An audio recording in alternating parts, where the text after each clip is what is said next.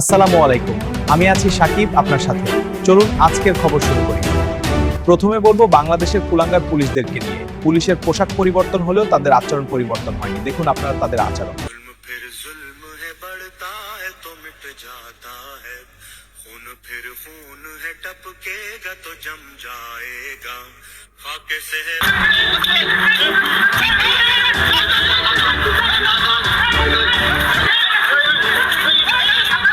আপনারা দেখলেন কিভাবে পুলিশ জনগণের গায়ে হাত তুলেছে।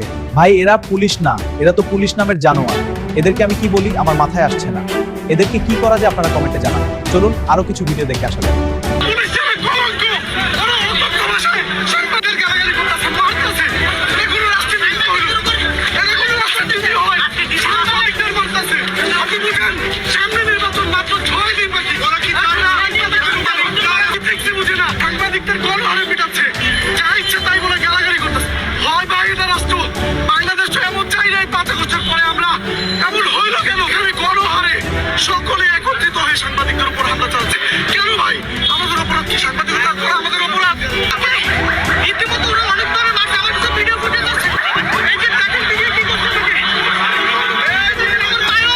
তো এই ছিল সাকিব ভাইয়ের এই খবর। আমাদের চ্যানেলটি সাবস্ক্রাইব করুন, ফেসবুকে ফলো দিয়ে পাশে থাকুন। ধন্যবাদ, ভালো থাকবেন।